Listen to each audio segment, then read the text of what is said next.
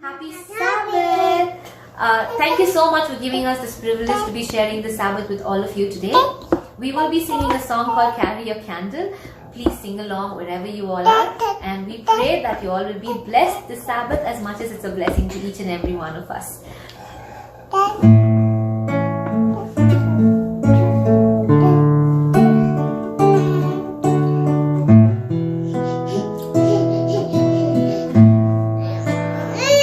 There is a candle in every soul, some brightly burning, some dark and cold.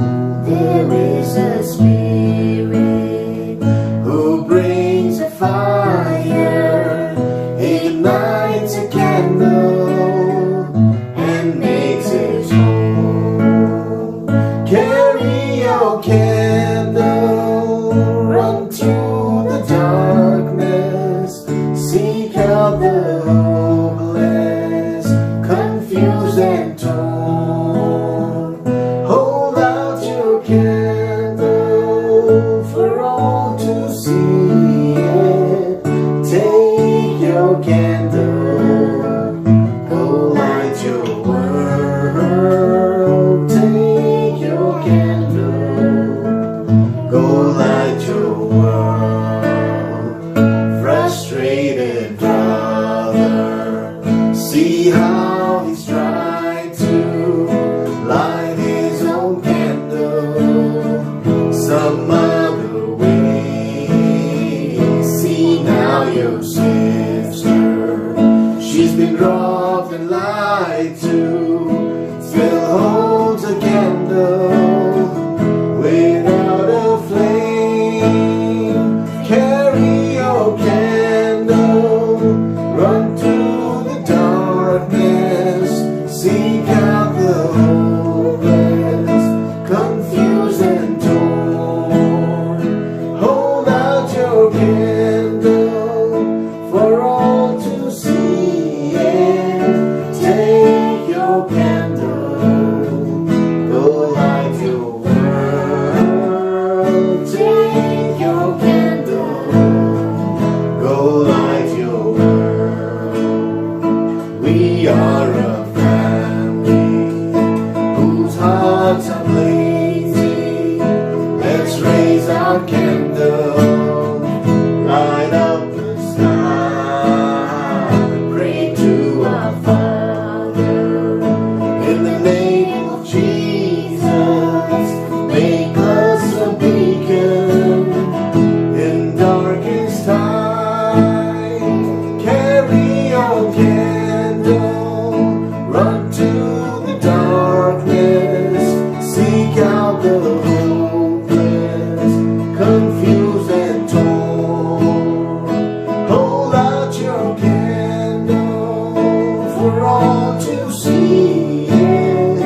Take your candle, go light your world. Take your candle, go light your world. For praying for the speaker. I'm sure you knew that I'm speaking today. And thank you, Pastor, for the scripture reading. You did it quite well.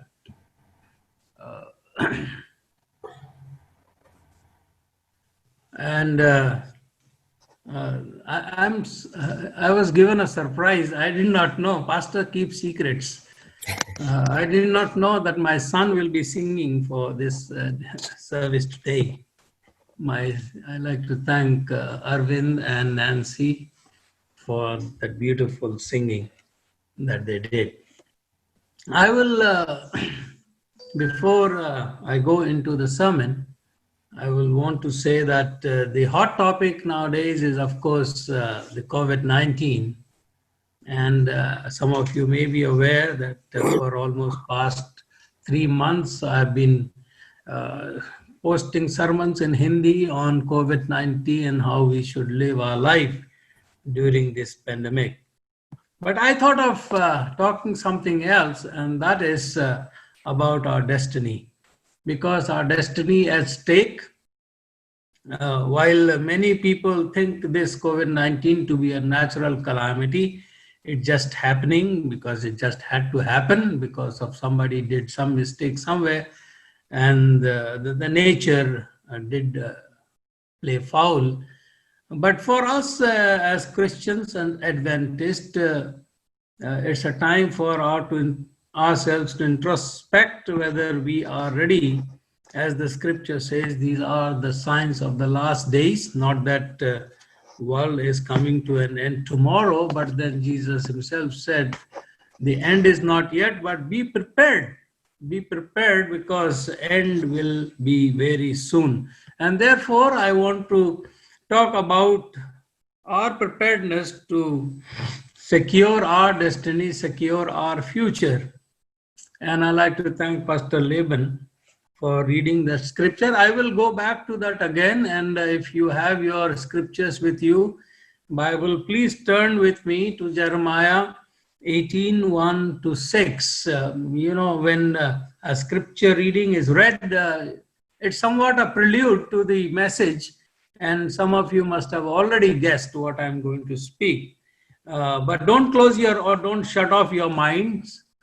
Please listen, and who knows, you may collect some rare grains of wisdom and some admonitions from the Lord. Jeremiah chapter 18, verse 1 to 6. We will go very slowly, and I want you to ponder upon each phrase that is there.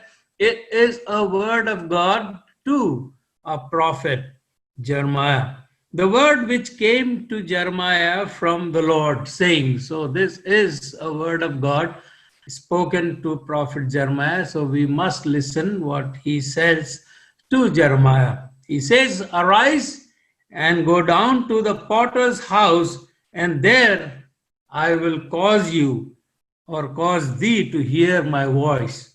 Or hear my word. Please remember this phrase. We'll come back to this phrase again at the end. Arise and go down to the potter's house, and there I will cause you or cause thee to hear my words. Then Jeremiah says, then I went down to the potter's house, and behold, he brought a work on the wheels. I do not know how many of you are aware how potteries are made. I am a villager, so I know about all of these things, how it happens, but I'm sure some of you who are city dwellers, you may not know, but it will be nice to know. So he went down to the potter's house, and behold, he brought a work on the wheels, and the vessel that he was making, or he made of clay, was marred in the hand of the potter. So he made it again, another vessel, as seemed good to the potter to make it. Then the word of the Lord came to me, saying, O house of Israel, cannot I do with you as this potter? Do I not have a choice to make you and remake you? Said the Lord, behold, as the clay is in the potter's hand, so are ye in my hand, O house of Israel, the modern Israel, that is you and I. All through the scriptures, the prophets and the preachers paint portraits of God. They liken God to something or the other. David, Ezekiel, John, Paul, all write of our shepherding Lord. They liken him to be a shepherd, while Jesus pictures God as sowing seeds and tending the vines, taking care of the garden. As a nation of shepherds, that is Israel, and farmers, Israel understood these images, these illustrations or these comparisons very well, which show God working in, for, and through his people.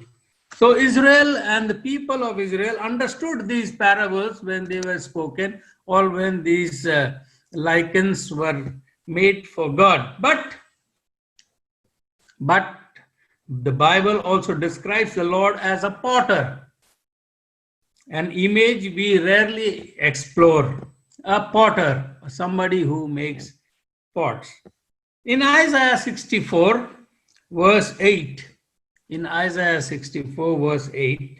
He says, O Lord, thou art our Father, we are the clay, and thou art potter, and we all are the work of thy hand. So that's the picture of God given in Isaiah 64, where Isaiah says, you are our Father, we are the clay, and you are the potter, and we are all works of your hand. And in Jeremiah, of course, God reminds his straying children, that Israel, you are in my hands, just like clay in the potter's hand. And I think it's not just, he's not talking about Israel. Let's talk about the modern Israel, where God says, you, the modern Israel, you and me, are in his hands, just like the clay in the potter's hand. Jeremiah in verse 18, just we read, and verse 6, this is the likeness that God is saying, you are in my hand, just like the clay is in the potter's hand, and I have a choice to make you as I like. This image, which once spoke most clearly to the ancient people, can also speak to us today, no matter where we live. So it is important that we listen, because God is speaking to us today. Just like he spoke to the children of Israel through Jeremiah, God is speaking to us as modern Israel. Most of the Bible's potter metaphor fall into two categories. Please listen very carefully. These metaphors of potters fall into two categories. Number one, judgment on the wicked. We will go over this in a later time. Judgment on the wicked when it talks about the potter. And secondly, of course, the restoration of the righteous. When God thunders his judgment, he destroys a clay pot. That is symbolic that God is not very happy, and he takes the clay pot and destroys it, dashes it to the ground. Sometime by smashing it on the ground. Of course, Psalms 2:9, David says, you will break them with a rod of iron. You will dash them in pieces like a potter's vessel. So when God is pronouncing judgment, he usually symbolizes it by dashing a clay pot on the ground. God displays, and however, when God displays his restoration, so there are two things that we are talking about. One is, of course, the judgment on the wicked by dashing the clay pot, and the restoration. God displays his restoration. It comes by way of creating a pot clay, something beautiful. In Jeremiah 18, of course, God the potter, is constructive and purposeful. Something that broke off, that did not suit him, or that broke by itself, God, the potter, made something better. So it's seen that this potter, God the potter, is constructive and is purposeful. He is at the potter's wheel making a vessel. And therefore, God told Jeremiah, go down to the potter's house where I will give you my message. And that message we are going to study today. Visiting the potter's house with Jeremiah, we too can learn lessons God wants to teach us. So there are 4 lessons I want to speak about today from the book of Jeremiah. And it will be nice, as I always say in my sermons, to note them down. And because as the researchers have said, as the study have said, human mind is very limited in capacity to remember. Within few hours, we forget 90 to 95% what we heard and what we saw. And therefore, it is good to write. So there are 4 lessons that we want to learn from this potter's house. Lesson number one, the need for the Holy Spirit. And this is very crucial, and this is very important at this moment. One Bible dictionary explains that clay becomes increasingly miry and workable as water is added, and more fixed as the mixture dries. Water for a potter is a very important ingredient. He cannot make a clay into a pot or beautiful pot unless he uses water. And so water makes this clay miry and workable. But if water is not added or it gets dries, it becomes fixed and dried. Its nature changes when water is added to the mud. The nature changes when it has been touched by water. Clay particles won't gel without water. They will not stick together unless they are mixed with water.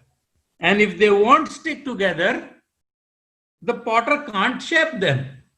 So please listen very carefully the role water plays in making a pot. So the clay particles won't cling together, won't gel together without water. And if they won't stick together, the potter can't shape them. Water, the softening, binding agent, represents the Holy Spirit. Without the Holy Spirit softening us, binding us, and making us soft, we cannot be turned into a useful vessel. And therefore, the first lesson that we learned, that we need the Holy Spirit represented by water. When Jesus declares in John 7:37 to 39 that whosoever is thirsty should come to me and drink, John tells us that he is said this about the Spirit or the Holy Spirit which those who believe in him were going to receive. That's the water Jesus is talking, not the physical water. And he said that this water, if you drink, you will feel thirsty, but the water that I will give, you will never feel thirsty. So he's talking about the Holy Spirit, the need to have that water that you will not feel thirsty or I will not feel thirsty again. That Spirit, as Paul says in Ephesians 4:3, brings oneness to God's people. It gels us together. Without the Holy Spirit, unless it is mixed with this clay that we are, we cannot gel together. So this in Ephesians, Paul says in 4:3 that this Spirit brings oneness to God's people. So my dear friends, do your best to preserve the unity which the Spirit gives by means of the peace that binds you together. That is what we need to do. As the Spirit comes to the believers, he causes them to transcend human prejudices of culture, race, sex, color, nationality, and status. This is a topic, this is a situation that church is worried about. In these days, even now, in fact, GC is bringing out a paper which will be released to us in the general conference session, whenever that happens. It is already voted about this unity, this kind of distinctions or this kind of division that is coming in the church. The human prejudices of culture, race, sex, color, nationality, and status. My dear friends, if the Holy Spirit, the water that binds the clay, if it is in us and among us, all our human prejudices of culture, race and color, nationality, status, high and low, rich and poor, this, that, should disappear. The Spirit should and must unify us. So that's the first lesson from the potter's house. We learned that we need the water of the Holy Spirit. So we can be malleable or flexible, so we can be used by God. That's the lesson that this text brings us, Jeremiah 18. And that's how a pot is made. You have to see, and I have to see the whole process. Pot does not come into being without the ingredients that are mentioned here. So first ingredient, very important ingredient for a vessel to be made into a beautiful pot, a clay is to be made into a very beautiful pot, is water. Lesson number 2, we are going to study 4 lessons. Lesson number 2, we are not yet pot. Don't ever think that you are already made beautiful, perfected, and ready to be used for God's cause. You and I are still in the hands of God. We are not yet pots. We are still clay. Scripture calls us clay. Clay. And it all depends what kind of clay you and I are. Are we still a dry, dusty, or mud? Or are we already mixed with this water represented by Holy Spirit? Malleable, soft, flexible, and God is working on us. We are not yet pots. We are clay. And though there is a chemical similarity between the clay and the pot, both of them are made with mud. Chemical similarity is there. The Bible made a clear theological distinction between them. Pot is stiff. That's the final thing. But the clay is still workable. It can be used to make beautiful pots. We may look at a pot as fixed clay. My dear friends, right now we should not be fixed clay. We should not be burnt clay. Let's be clay, soft and flexible in the hands of God, who says, am I not fit, or do not I have that choice to make you whatever I want? He can make you only if we are clay. He can make me whatever he wants if I am a clay. If I am already a stiff pot, then he cannot, a fixed clay, that he cannot work on me. We may look at a pot as fixed clay, while clay itself is a pot in process. We all are pots in process. To make us a vessel worthy of his cause that can be used for his ministry. Potter itself is neither strong nor pottery itself is neither strong nor recyclable. If you mishandle a vessel and it shatters, the worthless fragments won't disintegrate. You know, even now in Mohenjo-daro, Harappa and Mohenjo-daro, people are still finding pottery pieces that are dated thousands of years ago. So when a pottery breaks down, it's not recyclable, and it is a worthless fragment, won't disintegrate.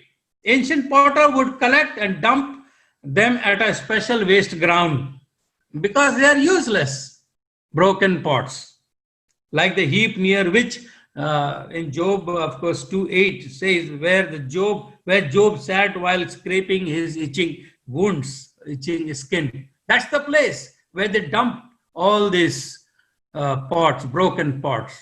And that's why he picked up a pottery piece and he was scratching his skin. The valley of Hinnom outside Jerusalem was one such site, a place where the city disposed of its wastes, including its broken potteries. That's where God takes Jeremiah. Okay, that's where God takes Jeremiah in the next chapter. If you will, you please turn with me to Jeremiah chapter 19. I'll read from the scriptures that I have here. Jeremiah chapter 19. Again, God takes him to teach the children of Israel a lesson, and we too can learn a lesson. Jeremiah chapter 19. We will not read all the verses, but just to illustrate. That's where in the valley of Hinnom, God takes Jeremiah. He says, if you have opened Jeremiah 19, verse 1 onward, 1 and 2, and then of course 10 and 11. He says, thus said the Lord, go and get a potter's earthen bottle. So God again speaking, tells Jeremiah, you take an earthen vessel or bottle and take of the ancients of the days, the elders, and of the ancients of the priest. And the priests, even pastors need to learn that lesson. We are no exemption. Elders and the priest, and go forth unto verse 2, and go forth unto the valley of the son of Hinnom, which is by the entry of the east gate, and proclaim there the words that I shall tell thee. And from verse 3 onward till verse 9, God tells them, accuses them of what they have done, how dishonest, how unfaithful they are to Him. And we are not going to go over. And then verse 10, it says, then shalt thou break the bottle in the sight of men that go with thee. And we already studied what dashing of the vessel means. Dashing of the the clay bottle means. And shalt say unto them, thus saith the Lord of hosts, even so will I break this people and this city, as one breaketh a potter's vessel that cannot be made whole again. And they shall bury them in Tophet. They shall bury them in Tophet till there be no place to bury. What a thing that God is trying to teach the children of Israel through Jeremiah, through this illustration of pottery or the clay bottle. As a lesson to Judah and to us, my dear friends, brothers and sisters, believers in Christ, God refers a clay pot to this rubbish heap, not just dumping it, but destroying it. What an unfortunate thing it will be if this vessel need to be not just dumped, but destroyed, dashed to the floor. As on God's command, Jeremiah breaks the clay jar. God explains, I will break this people and this city, those who do not follow God, do not obey God, do not stay faithful to God. And it will be like this broken clay jar that cannot be put together again. It's a very serious matter, my brothers and sisters. This message that Jeremiah has written in the scriptures is equally important for us today. We should not be as the children of Israel were of old. Otherwise, we will have the same fate as that bottle. God decrees there will be no restoration for the vessel. It will never be made whole again. It cannot be made whole again. Not with any adhesive or quick fix or tape or super glue or by any other human agency. The pot shatters. Its probation closes. Probation is over. And now when Jesus has declared that these are the signs of the last days, and yet in His mercy, He will bring some more signs. In my previous Hindi sermons, I had spoken about the plagues that came to the children of Egypt or on Egyptians. Why God did not destroy them at once? No. There was a purpose. He gave one plague after another, giving chance to Pharaoh to repent, to know how hard he was, how disobedient he was to the command of God. So God gave one and waited, gave another and waited, thinking that they will or he will repent, but he did not. And who knows, He is also giving the same chance to us. These COVID-19 pandemics and other incidences that are happening, God can come immediately and close the probation anytime. That's His will. But He is giving this warning one after the other, that we change our ways if we are not in accordance with God's will. Like Jeremiah's clay pot, each of us will face one of two futures. Either we will be dashed to the ground, or will be remodeled, refashioned, remade, restored to something beautiful. Either will be shattered in the valley, in the antitypical valley of Hinnom, and cannot be made again, or we will be perfect vessels gathered for use in God's house. Brothers and sisters, we need to examine ourselves. I need to examine myself. Where do I stand? Am I a bottle that will be, or that is bound to be dashed in the valley of Hinnom? Or am I a vessel of clay in the hand of God to be made into a perfect vessel to be used in God's house? Either we will, these two decisions we will face, either eternal destruction or eternal service. God, our potter, will soon complete his constructive work in us. Very soon, and he should. How long we will wait to be restored back to the original? God will soon finish his constructive work, and probation's door will close. So our second lesson, my dear friends, brothers and sisters here, is that we are not yet pots. God is still working. We are clay in progress to become a perfect vessel for God, to be used in service in God's house. We are still clay in God's hand. And let's make it soft with the Holy Spirit so that he can mold us, fashion us according to his will, fit for his service. God, our potter, is still working on us, in us, through us, with us. And we must cooperate, molding us and forming us as seems good to him. And that's what God is trying to do in your life, in my life. We come to the third lesson. I started at 12. I'll take another 15 minutes, if you don't mind. Lesson 3. We must pass through the fire.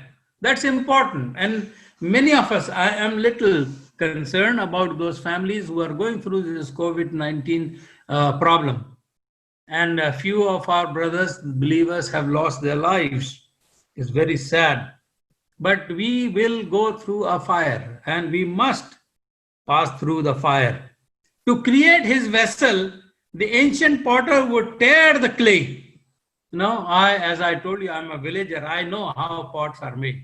They will dig out the clay with a spade, and he will tear the clay from the earth, remove the mud from its original place. Sometimes we do not prefer having being done that. We are comfortable where we are lying. We are comfortable where we are. But God, as a potter, has to tear the clay from the earth, throw it on the ground, trample on it, put a pressure. This potter, he puts some water and he is walking on it, trampling on it, hitting hard with his feet. Those are the things that clay go through. Trample on it. Next, he would soften the clay with water and knead it into a paste. He would then slap it. He will not just softly keep it. If you have seen, he'll just throw it onto the wheel so that it gets stuck to the wheel. Not simply keeping with some mercy and love on that wheel. He will slap it, the kneaded clay, firmly onto the wheel in the center. By holding and turning the clay and manipulating it with his finger, thumbs, and palm, the potter would form his vessel. You know what all process this clay is going through? First of all, it is removed from its surrounding. It's removed from its comfortable zone. It's removed from its comforts. It's removed from his other, whatever you can call it, associates or companions. It dug out from there and taken to somewhere else. Be prepared to move, brothers and sisters. I am sometimes discouraged. I had a tough time recently moving a person who says that I am ordained for God's service, but he does not listen to voice of God, moving from one place to another, just like Jonah. And yet we claim to quote Bible scriptures defending ourselves that I must stay where I am for whatever reasons. I do not know which way God has to speak to our people or to me. If we do not hear the voice, he calls me and I will go. That's what we learn.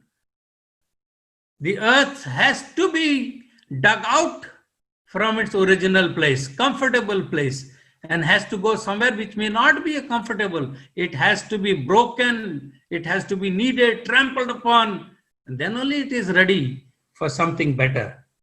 Thus, formed the new vessel could harden in the sunlight. This new vessel, there is another process, which is a very severe process. If this vessel is made and kept in the sun, it will get hardened. Naturally, it will get hardened. But that's not enough. That's not enough for it to hold something precious. It will get hardened in the sunlight, but if so, it would buckle and fall apart when filled with liquid or water. I know whether you have used it or not. Immediately after the potter dries that pot, if you fill water in it, it will get wet and dry. It just fall off. That is why all ancient potters baked their products in a kiln. It has to go through a fire. And that makes it very strong. A special furnace that might easily, a very special furnace that might easily reach 2700 Fahrenheit. A very strong heat. In fact, if the clay has to be made into better, then more temperature has to be put on it. The clay or the vessel has to go through still a higher temperature. After being trampled, after being kneaded, after being poked, after being prodded and spun around and at the dizzying speed. No, I don't know. If you and I compare ourselves with that clay or pot, I don't know. I will get vomiting when it's spinning on that wheel. But that pot has to spin hard on that wheel. So after being kneaded, poked and prodded and spun around at dizzying speed, the clay was finally baked in a fiery furnace. All this process is needed for a clay to become useful in God's service. Not a calming or delightful experience. Certainly not. It's not a very happy experience for that clay. It's not a very happy experience. But I'm sure when that clay is put to use for a king's party, then he will be praising what has happened in his life. He must be thanking the potter. Not a calming and a delightful experience, but that's what faces us as clay. Life's fiery trials, death and divorce, decay and disorder, pain and death, assault as well. I am sitting on a hot chair 24/7. Every day, without fail, I get mails condemning me, cursing me, abusing me. I do not know why I deserve that. I always tell my wife, why did I leave my comfortable work that I was doing for past 10 years and division and came here to listen to the abuses of people, likes and dislikes. Even if you do good, if it is not pleasing with them, they curse you day and night. I think that's part of making me a better vessel. Making me a better vessel. But we have the consolation, my dear friends, that there is an eternal purpose behind it all. When we are going through all these, being removed, we kneaded, we poked and prodded and whatnot, we have this consolation and we must believe that potter is not simply joking with me. He has an eternal purpose behind it all. Said Ellen G. White in Ministry of Healing, page 471. The fact that we are called upon to endure trials shows that the Lord Jesus sees in us something precious which he desires to develop. He is not simply fooling, my dear friends. We are clay in his hand and he is in the process of making us something good. He has seen something good in us. And that's why otherwise, let me go through this. He says, Ellen G. White says, Lord Jesus sees in us something precious which he desires to develop. He does not cast a worthless stone into his furnace.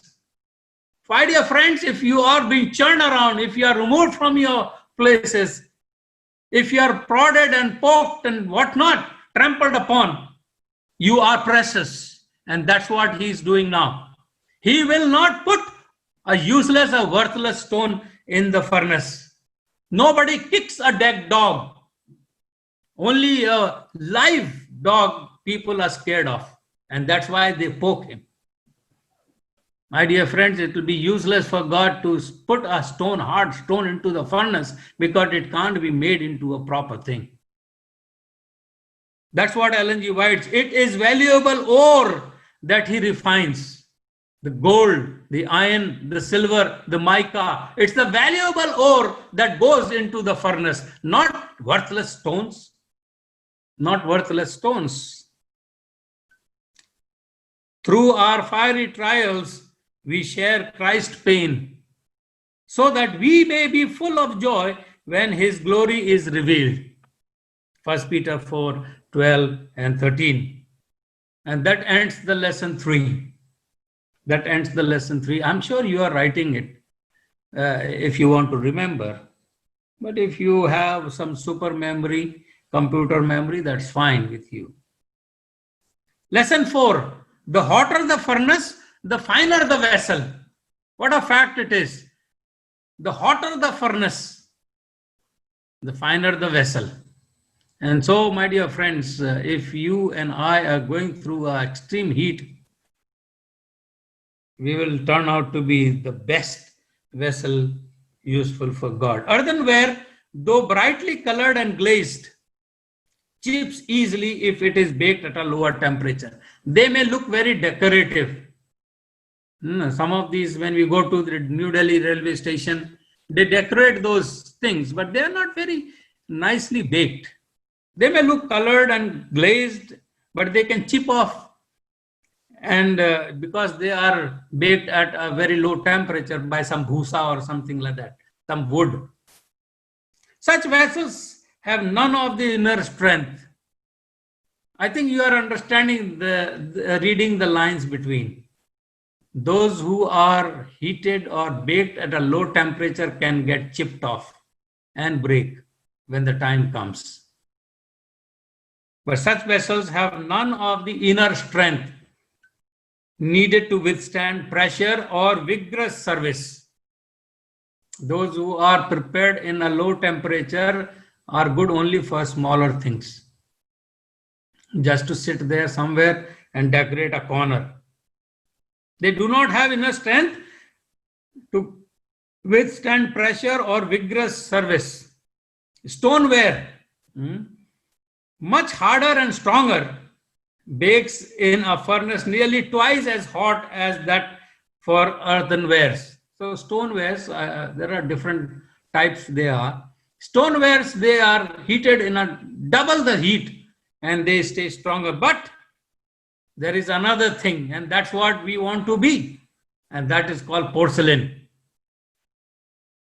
Porcelain plates and cups and saucers, they are quite expensive. They are almost like non-breaker. Of course, if you want to break them, they will break. Porcelain baked between 2400 and 2700 degrees Fahrenheit is the finest of the most expensive type of potteries. So next time, wives, the ladies, those who are watching this, tell your husband to buy porcelain dishes, not just ordinary clay. They are expensive potteries. Yet, a potter or God himself doesn't arbitrarily require monstrous degree of endurance from any of his vessels. Please note this fact. God will not put you under pressure if he does not require to put you. He puts only those whom he requires. Let's go further and learn a very fantastic lesson about our God. The potter or God the potter doesn't arbitrarily requires monstrous degree of endurance from any of his vessels. Indeed, different kind of pots require different doses of heat. He does not give the same heat to everyone. Different kinds of pots require different kinds of heat or different degree of heat. And in the master potter's house, no vessel receives more heat than it is needed. So be assured, the heat that you and I am going through, that's not excess of what I could bear. He is making me into a better vessel. And so if he wants me to be a porcelain, he will pass me through 2400 to 2700 degree Fahrenheit. In the master's potter's house, no vessel receives more than the heat it is needed. Still, it takes fiery trials. Heat is still there to produce a fine pottery. And the product of the greatest pain, the highest degree of heat, is porcelain, one of whose characteristic is that it sings. I don't know whether you have held that porcelain cup or a plate in your hand. If you have one at your home, just hold it high and strike it with a spoon. It sings. It goes. It goes. That's the sound it makes. It sings. The greatest pain is porcelain, and one whose characteristic is that it sings. The one that goes through the highest heat becomes the best, and it sings. It sings when it is hit. Like John Huss and Jerome, who sang at the stake. They were the ones who were porcelain, who had gone through the highest degree of heat in their life. John Huss and Jerome. Paul and Silas, who sang in Philippi jails. Christians are human porcelain. You and I must be human porcelain. Day by day, through the Spirit, believers develop this Christ-like resonance, this total rejection of revenge, this ability to love under pressure and sing, just like porcelain sings. No, my dear friends, sing while the day is bright. Sing through the darkest night. Sing and sing and sing. If you and I are porcelain, and when we are hit, we must sing. No revenge. No revenge. And porcelain has a second characteristic, my dear friends. When near a light, you can use it. You can experiment that if it is there in your house. When near a light source, it channels that light. It reflects that light. That's the characteristics of porcelain, which is heated and made and heated under a very great pressure and fire. It reflects the light. It channels that light. In the same way, my dear friends, having come through the fire, we channel Christ's light to the world's darkness. If you and I are already made into a vessel in the hands of God, then we must sing even in trials. We must reflect light in the darkness. At his will, through his Spirit, the master potter can shape you. He sees you not as a marred clay. That's a fact. The potter can shape you. He sees you not a marred clay, but as fine porcelain. His promise to restore you. And because he is faithful, he will do it. Recorded in 1 Thessalonians 5:24. He is faithful to make us into porcelain. Therefore, my dear friends, let's come to the reading in the scriptures. I told you we will come back. At his house, God your potter is waiting for you. At his house, God the potter is waiting for you. Will you meet him there? Will you meet him there? Therefore, my dear friends, arise and go down to the potter's house. Arise, get up. Go to the potter's house, and there he will cause thee to hear his words. That's all we need to do. Get up and go to God the potter's house and hear his word. God bless you all. Have a happy Sabbath. Enjoy the day. God bless. God bless. God bless you all. Okay, let's bow our heads as we thank God for speaking to us. Oh God, merciful Father, what a beautiful words you have given us today. And the assurance that we are clay in your hands and you are molding us into the perfect vessel that you need for your purpose. Father in heaven, sometimes we do not behave well in your hands and we get marred, but you, a potter, is insisting that you will again make us into a beautiful vessel as per your will, as per your wish. Oh God, we want to hand ourselves into your hands. Please fashion us, mold us according to your will. Let it go through whatever heat it has to go, so that one day we will be a worthy vessel in your house for a good use. Father in heaven, thank you for speaking to us. Thank you for choosing us and bringing us into the light. May we be porcelain, O God, that we sing at trials and that we reflect the light that we have received to the people around us in darkness.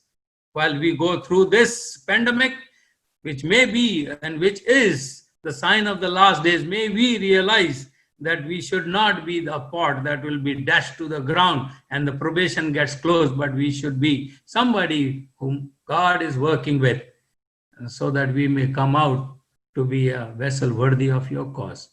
Bless us this day, O God. Forgive what we have done wrong in your sight. We have not hand over ourselves to you to use us in according to your will. Pardon us, O God. Once again, we want to hand over ourselves, our will, our life to you. Use us for your purpose. And when you shall come in the clouds of heaven, we want to hear that word, well done, good and faithful servant, enter into the joy of my Father. Father in heaven, we want to be ready for your coming. Come soon, O God, and deliver us from this sin-sick world, so that we may live with you forever. Once again, we thank you for the Sabbath day that you have given unto us, that we can associate, although not physically, but through this medium with our brothers and sisters, and listen to your word. Continue to speak to us through your Holy Spirit. Guard us by your holy angels. Protect us from this evil that is going on around us and save us for eternity. We pray in Jesus' name. Amen.